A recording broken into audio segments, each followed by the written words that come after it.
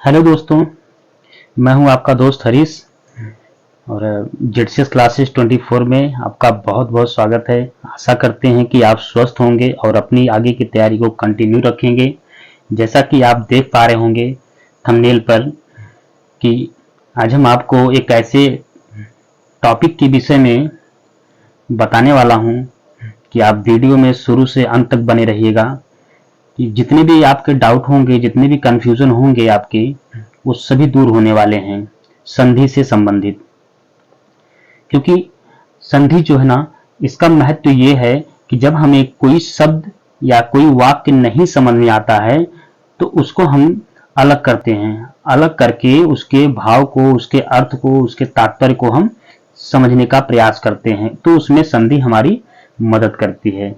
संधि कहें तो एक तरह के कह सकते हैं आप जोड़। क्या कह सकते हैं? जोड़। ज्वाइंट भी कह सकते हैं आप। सामान्य भाषा में, हिंदी की भाषा में इसको संधि कहा जाता है। इंग्लिश में आप ज्वाइंट कह सकते हैं।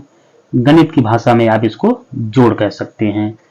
तो जब देखते हैं हम लोग कि दो वर्णों या अक्षरों के मेल को संधि कहते हैं। जब दो वर्ण हो, दो वर्ण आपके उसमें से कोई भी हो सकते हैं। जब दो वर्ण पास पास आते हैं या मिलते हैं तो उनमें परिवर्तन हो जाता है। उसी परिवर्तन के मेल को हम संधि कहते हैं। जैसे जैसे कि लिखते हैं हम एक शब्द देवालय। जैसे देवालय, अब ये आपका मूल शब्द है। ये क्या है? आपका मूल शब्द है। इस मूल शब्द को हम अगर नहीं समझ पा रहे हैं तो इसको हम दोनों को अलग अलग करके देख लेते हैं। कि जैसे कि देव, देव जमा आलय, देव जमा आलय। अब ये हमें पूरी तरह से समझ में आ जाएगा कि देव मतलब क्या होता है, आलय मतलब क्या होता है। और इन्हीं दोनों को अलग किया हमने तो इसको विच्छेद कहा गया, और जब इनको जोड़ दिया आपस में तो उनको संधि कही गई। इतनी बात आपको समझ में आई? ये इसके जो मूल शब्द हैं ये आपके क्या है? ये आपके संधि है। जो आप अलग किए इसको तो ये आपका क्या बन गया? विच्छेद बन गया। ठीक है, आगे आइए, आगे देखते हैं हम लोग कि संधि के प्रकार। आप देख पा रहे होंगे कि संधि के प्रकार, कि संधि यहां पे हम कितने प्रकार के, 3 प्रकार के संधियों का अध्ययन करेंगे। तो सबसे पहला आपका जो और सबसे महत्वपूर्ण आपका है वो है स्वर संधि। और स्वर संधि में बहुत ज्यादा दुविधा होती है, कंफ्यूजन होता है कि इसको याद कैसे करें। तो इसको बिल्कुल याद नहीं करना, चीजों को समझना है बस। आप अगर उसको समझ गए तो उसको रटने की, याद करने की जरूरत नहीं पड़ेगी। ठीक है, तो देखिए स्वर संधि क्या है, उसके बाद है व्यंजन संधि, और उसके बाद है आपका विसर्ग संधि। ये तीनों संधियां, स्वर संधि, व्यंजन संधि, विसर्ग संधि। तो सभी को एक एक करके हम समझेंगे। ध्यान से समझिएगा आप लोग, बस आप कॉपी पेन नहीं लेके बैठना है आपको। आप बस समझते चलिए इसको, चीजों को। ठीक है, मतलब उसका समझते चलिए। सुनिए, एक बार मेरे कहने से पूरा वीडियो को देखिएगा। मैं गारंटी देता हूं कि आपको ये चीजें बिल्कुल याद रह जाएंगी। अगर एक बार में नहीं आपको याद होता है तो एक बार फिर से आप जरूर रिपीट करके देख लेना कि आपको भूलेगा नहीं ये। आइए, स्वर संधि 5 प्रकार की होती है। हमने कितना पढ़ा कि जो संधि होती है वो 3 प्रकार की होती है। आपका स्वर, व्यंजन और विसर्ग, ये 3 प्रकार के होते हैं। और सबसे ज्यादा जो महत्वपूर्ण होता है वो स्वर संधि है। तो स्वर संधि के बारे में हम लोग डिटेल में पढ़ेंगे कि स्वर संधि कहाँ पे उपयोग होता है इसका, और स्वर संधि कहते किसको हैं, इसके बारे में हम डिटेल पढ़ेंगे। देखिए कि दीर्घ स्वर संधि के अंतर्गत पहला है दीर्घ संधि। पहला है आपका दीर्घ संधि है। इसमें कितना बताया मैंने कि इसके 5 भेद होते हैं जो कि बहुत ही महत्वपूर्ण है। पहला क्या है? दीर्घ संधि। तो दीर्घ संधि में कि अगर किसी शब्द में बड़ी मात्रा, बस इतनी चीजों को आप ध्यान रखिएगा कि अगर किसी शब्द में बड़ी मात्रा दिखाई दे तो वहां दीर्घ संधि होगी। बड़ी मात्रा जैसे आपको बड़ी मात्रा क्या है, आ, आपका ई, बड़ी ई, है ना, ये आपको दिखाई दे जाए जहां पर आप तुरंत वहां पर जान जाना ये कि आपके यहां पर कौन सी संधि होगी, दीर्घ संधि होगी। जैसे इसका उदाहरण ले लेते हैं हम लोग कि पहले मैंने बताया आपको क्या कि देवालय, क्या बताया कि देवालय, देवालय को यहां हम लिखते हैं देवालय, देवालय, ठीक है। इसको जब हम अलग करेंगे तो क्या हो जाएगा, देव जमा आलय, देव जमा आलय। तो यहां देखना, ध्यान देना कि जो देव है वो देव, देव में आप देखेंगे यहां पर कोई भी जब अक्षर होता है उसके साथ में आ छिपा होता है ना। तो यहां पे देखेंगे हम आ है, छोटा आ, फिर उसके बाद यहां कौन सा आ है, तो आप कहेंगे बड़ा आ है। इस बड़ा आ, जब हम दोनों को आपस में मिलाते हैं तो हमें क्या मिलता है, बड़ा आ, ठीक। तो यहां पर क्या लगा, बड़ा आ को मिलाया तो हमने क्या बन गया, यह आलय। एक दूसरा एग्जाम्पल लेते हैं कि जैसे रविंद्र, जैसे रविंद्र, रविंद्र को हम अलग करेंगे तो क्या बनेगा कि रवि, रवि जमा इंद्र, रवि जमा इंद्र। अब यहां देखिए कि कौन सी मात्रा है, बड़ी मात्रा है। तो मैंने क्या कहा कि जहां भी आपको बड़ी मात्रा देखने को मिल जाए, जहां पर बड़ी मात्रा आपको देखने को मिल जाए तो ये आपका क्या हो जाएगा, बड़ी ई, बड़ी ई हो गया। यहां पे जमा छोटी ई, जमा छोटी ई, दोनों को मिलाएंगे तो क्या बनेगा, बड़ी ई। तो बड़ी ई की मात्रा आपको जिस भी शब्द में देखने को मिले वहां तुरंत आप जान जाना कि कौन सी संधि है, दीर्घ संधि। क्लियर है। आइए बच्चों, उसके बाद देखते हैं कि एक और उदाहरण ले लेते हैं इसका, जैसे भानुदय, जैसे भानुदय,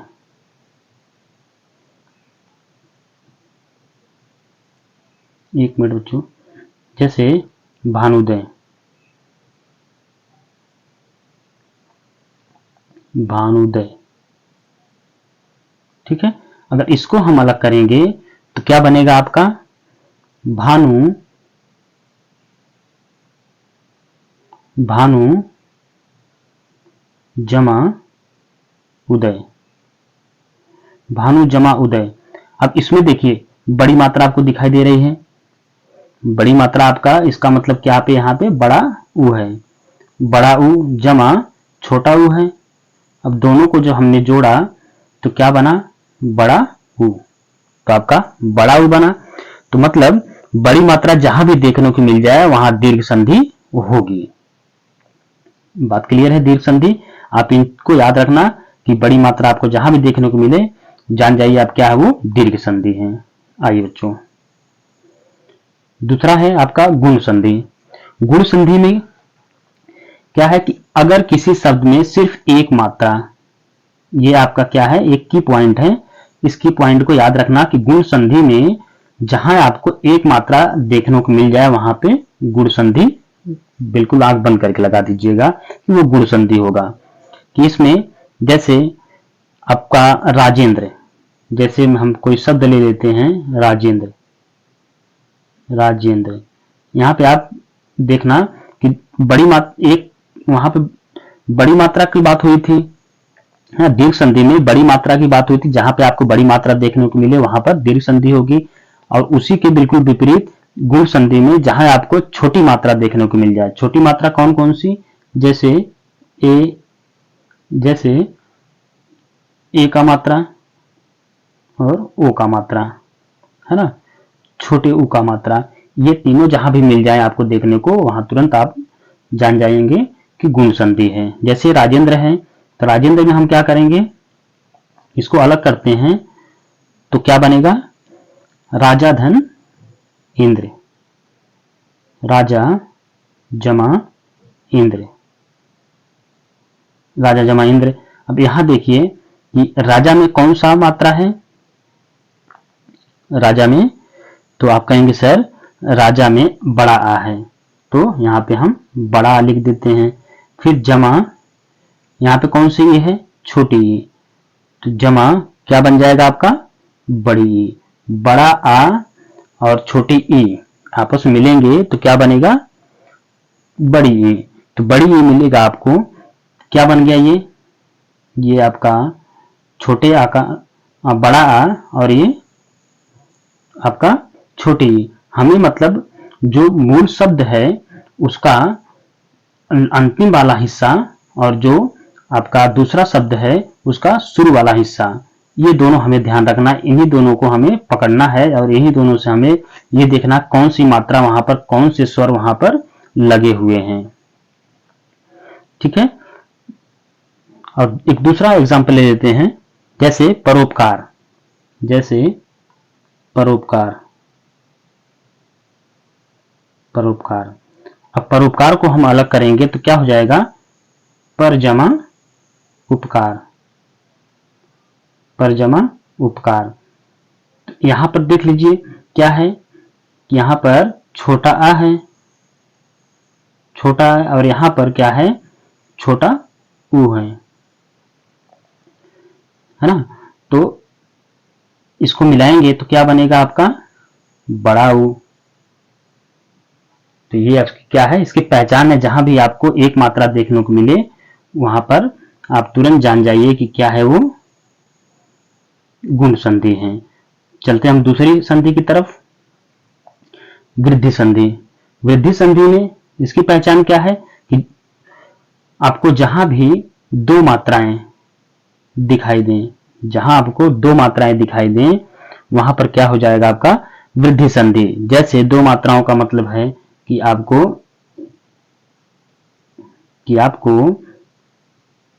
अय का मात्रा, आपको औ का मात्रा, ये देखो दो मात्राएं इसमें हैं। ये मात्रा किसी भी शब्द में लगा हुआ मिल जाए तो वहां जब उसको आप अलग करेंगे, उसका संविच्छेद करेंगे तो आपको पता चल जाएगा कि उसके मूल शब्द के अंत में कौन सी मात्रा है और जो उसका दूसरा शब्द है उसके शुरुआत में कौन सा मात्रा है। ये दोनों से बिल्कुल क्लियर हो जाएगा। तो क्या है कि इसको लिखेंगे कि अगर किसी शब्द में दो मात्राएं दिखाई दें, अगर किसी शब्द में दो मात्राएं दिखाई दें तो आपका वहां कौन सा संधि हो जाएगा? वृद्धि संधि। जिसके उदाहरण ले लेते हैं हम लोग कि जैसे सदैव, जैसे सदैव, यहां देखिए दो मात्रा है द पर, इसको अलग करेंगे हम लोग, या फिर वनौषधि, या फिर वनौषधि, दो मात्रा यहां पर है, दिखाई दे रहा है, वनौषधि। तो ये आपकी दो मात्राएं लगी हैं तो इसका मतलब क्या हो जाएगा? ये वृद्धि संधि, जिसकी पहचान ये है। नेक्स्ट हमारा है यण संधि। यण संधि में क्या है कि य व र से पहले अगर आधा शब्द देखने को मिल जाए, य व र से पहले अगर आधा शब्द आया तो वहां पर यण संधि होगी। ठीक। जैसे स्वच्छ, जैसे स्वच्छ, यह आपका यहां पर आया था, देखो व से पहले आधा स आया है। जैसे अत्यधिक, अत्यधिक, तो यहां पर देखिए कि यह से पहले आपका आधा त आया है, तो इसका क्या मतलब है कि यहां पर यण संधि है। बस ये तीनों की पॉइंट को याद रखिएगा कि यह व र के पहले अगर आपको आधे शब्द मिलते हैं तो वहां पर कौन सी संधि होगी? यण। आइए देखते हैं अयादि, अयादि की तरफ कि अयादि संधि क्या है। इसमें ए, ऐ, ओ औ की मात्रा नहीं आती है। इनमें क्या है कि इसमें अक्सर 3 अक्षर को के देखने को मिलेंगे। अधिकतर यहाँ पर ये सब जो है ना कि ये नहीं आएंगे, ए ऐ ओ औ, ये चारों तो नहीं आएंगे, लेकिन कहीं कहीं पर होता है कि आपको अक्सर 3 शब्द वाले, 3 अक्षर वाले शब्द ही देखने को मिलते हैं। जैसे नयन, जैसे नयन, नयन, जैसे शयन, शयन, जैसे समय। ऐसे आपको 3 अक्षर वाले शब्द ज्यादा देखने को मिलेंगे। मात्र, लेकिन इसमें क्या है कि मात्राएं नहीं देखने को मिलेंगी, आपको मात्रा भी नहीं देखने को मिलेगी। एक और शब्द जैसे गायिका, जैसे इसमें है गायिका, गायिका, है ना। तो गायिका में क्या है कि इसमें ए ऐ ओ औ मात्रा नहीं देखने को मिलेगी, तो ये अयादी संधि हो जाएगी, है ना। लेकिन मतलब ये 4 मात्रा ना देखने को मिले आपको, ये चारों ना मिले देखने को, जिसमें आपको छोटी बड़ी ये देखने को मिल जाएगा, लेकिन आपको ये ए ऐ ओ औ ये चारों मात्राएं आपको अयादी संधि के अंदर नहीं देखने को मिलेंगी। ठीक है, नेक्स्ट हमारा है, अगले की तरफ चलते हैं, व्यंजन संधि। स्वर संधि पूरा कंप्लीट हो गया। स्वर संधि में कितने पार्ट थे? 5, पांचों हमने आपको बता दिया। अब पांचों पर आप इंप्लीमेंट जरूर करिएगा, देखिएगा ये कि उनके की पॉइंट को आप ध्यान रखिएगा, अदरवाइज इसमें कुछ और आपको देखने को नहीं मिलेगा। ठीक है, व्यंजन संधि को देखते हैं। व्यंजन संधि के साथ स्वर अथवा व्यंजन के मेल से उस व्यंजन में जो रूपांतरण होता है उसे हम व्यंजन संधि कहते हैं। मतलब कि ये एक आपका स्वर हो, आपका स्वर हो, उसके साथ क्या हो? व्यंजन हो, उसके साथ व्यंजन हो, तो वहां पे आपको व्यंजन संधि देखने को मिल जाएगी। जैसे एक उदाहरण ले लेते हैं, जैसे सतजन, जैसे सज्जन, है ना, सज्जन। तो सज्जन को अगर हम अलग करेंगे क्या बनेगा आपका? सत जमा जन। ठीक है, सत जमा जन, तो आपकी क्या बन जाएगी? व्यंजन संधि। क्या बन जाएगी? व्यंजन संधि। नेक्स्ट हमारा है दूसरा हमारा है, अच्छा अब इसके बाद ये व्यंजन संधि तक था, खत्म हो गया। अब हम आते हैं, इसमें कुछ प्रश्न हैं, उसको करके देख लेते हैं कि हमने कितना सीखा। ठीक है, तो चलिए शुरू करते हैं कि 2 वर्णों के मेल से होने वाले विकार को कहते हैं क्या? 2 शब्दों को मेल से होने वाला जो विकार होता है उसे क्या कहते हैं? कि 2 शब्द हैं, मैंने पहले बताया आपको, 2 शब्दों के मेल से क्या बनता है? संधि। जब दोनों अलग हो जाते हैं तो विच्छेद हो जाता है, उसे हम विच्छेद कहते हैं। जब जो 2 शब्द आपस में जुड़ते हैं, आपस में ज्वाइंट होते हैं, उसे हम क्या कहते हैं? संधि कहते हैं। तो आपका ए बिल्कुल करेक्ट ऑप्शन है। दूसरा हमारा है, दूसरा प्रश्न है कि कपिस में प्रयुक्त संधि का नाम बताना है आपको। कपिस में प्रयुक्त कौन सी संधि है? तो जैसा कि हमने देखा था कि दीर्घ संधि, कौन सा हो जाएगा इसमें? दीर्घ संधि। तीसरा हमारा है, आप जरूर काउंट करिएगा कि आपने कितना प्रश्नों का उत्तर बिल्कुल सही दिया है, करके हमें कमेंट जरूर करिएगा। देखते हैं तीसरा नंबर कि सदैव में प्रयुक्त संधि का नाम बताइए, कि सदैव में कौन सी संधि है? सदैव में तो आप कहेंगे सर इसमें स्वर संधि है। कौन सी? स्वर संधि, बिल्कुल करेक्ट ऑप्शन है। प्रश्न नंबर 4 है कि पवित्र में प्रयुक्त होने वाला, पवित्र में प्रयुक्त संधि का नाम बताना है आपको, कि पवित्र में कौन सी संधि है। ठीक है, बिल्कुल। तो क्वेश्चन नंबर 4 का सी बिल्कुल सही हो जाएगा कि अयादी संधि। अयादी संधि, क्योंकि इसमें ए अय आपको ये देखने को नहीं मिलेगा। ए का मात्रा, अय का मात्रा, ओ का मात्रा, एक मिनट, आपको ए अय ओ और औ, ये चारों मात्राएं आपको अयादी संधि में नहीं देखने को मिलेंगी। ठीक है, तो आपका कौन सा सही हो गया? सी। क्वेश्चन नंबर 5 है, निरर्थक का सही संधि विच्छेद। निरर्थक का सही संधि विच्छेद क्या होगा? तो इसका हम देखेंगे कि संधि विच्छेद इसका सही क्या होगा। तो आप कहेंगे सर बिल्कुल सी वाला सही है, निधन अर्थक। निधन अर्थक बिल्कुल सही उत्तर है। यहां पर क्यों? क्योंकि विसर्ग आधे स या खड्डी स या बड़े स में बदल जाता है।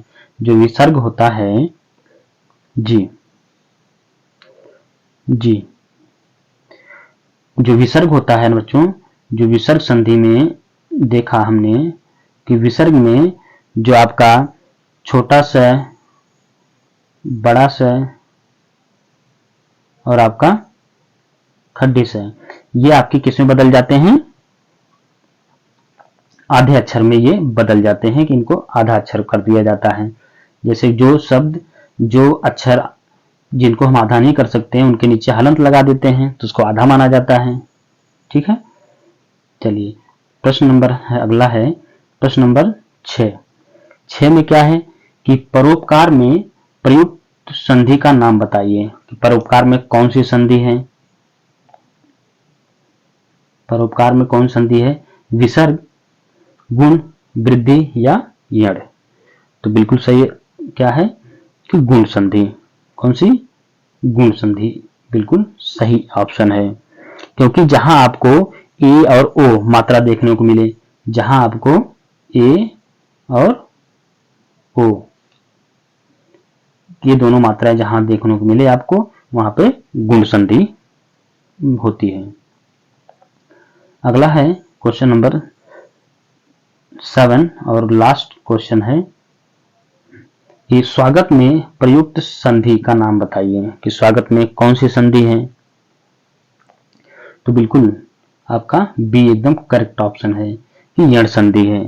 क्योंकि जहां आपको य व र से पहले, जहां आपको य व र और य व र से पहले आपको आधा शब्द देखने को मिले, इससे पहले जैसे मैंने अभी पीछे आपको बताया, पीछे जी मैंने पीछे आपको बताया यण संधि में, हाँ जैसे आपने क्या देखा कि जैसे स्वच्छ, यहाँ पे आधे अक्षर देखने को मिले आप, तो यहाँ पे क्या हो जाएगा? यण संधि। सो अब वीडियो को हम यहीं समाप्त करते हैं। फिर जो है कि हमें जरूर आप कमेंट करिएगा कि आप कि 7 प्रश्न में से कितने प्रश्नों के उत्तर आप सही दे पाए हैं, और हमने आपको समझाने का पूरा प्रयास किया है। वीडियो अच्छा लगे तो जरूर एक लाइक तो बनता है दोस्तों, सब्सक्राइब जरूर करिएगा। फिर मिलते हैं हम लोग नेक्स्ट वीडियो में, तब तक के लिए अपना ध्यान रखिए। Thank you.